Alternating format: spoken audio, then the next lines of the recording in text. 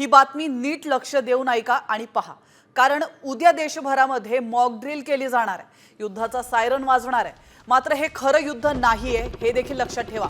तर युद्धावेळी नेमकं काय करावं याची मॉक ड्रिल उद्या घेतली जाणार आहे। ज्या देशांमध्ये सतत युद्धाचा धोका असतो त्या ठिकाणी हवाई हल्ल्याच्या सायरनचा वापर काही सेकंद आधी इशारा देण्यासाठी केला जातो, ज्यामुळे लोकांना लपण्यासाठी थोडा वेळ मिळतो।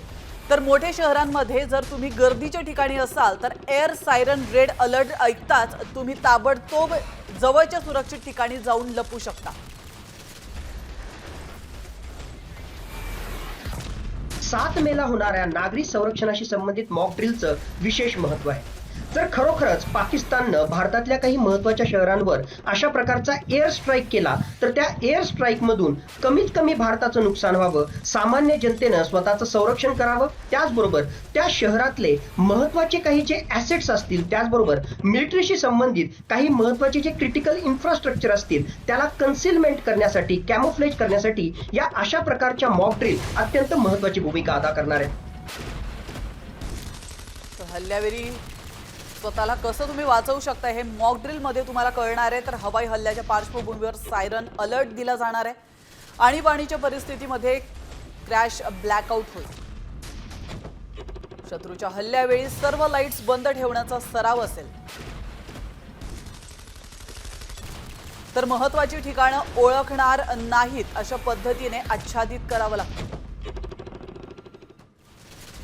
विद्यार्थी आणि सामान्य नागरिकांसाठी नागरिक संरक्षण प्रशिक्षण दिलं जाईल। तर आपत्ती काळामध्ये स्थलांतर योजनेचा सराव देखील उद्या होणार।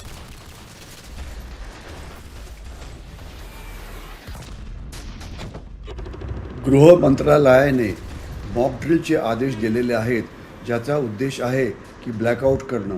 म्हणजे जर एखाद्या जागी हल्ला होऊ शकतो विमानाचा, किंवा हल्ला होऊ शकतो क्षेपणास्त्रांचा, किंवा हल्ला होऊ शकतो ड्रोन्सचा, तर त्यावेळेला त्या भागातल्या सिव्हिल जनतेला आपलं रक्षण करणं हे भाग असतं। कारण जे एअर डिफेन्स असतो ते फक्त मिलिटरी टार्गेट्सच्या जवळपास असतं, परंतु जो सिव्हिलियन एरिया असते तिथे अशा प्रकारचा डिफेन्स कुठलाही नसतो। तर आपण पाहतोय घरातले, दुकानातील, रस्त्यावरील सर्व लाईट्स बंद करा। सायरन वाजल्यानंतर तुम्हाला काय करायचंय आपण पाहतोय।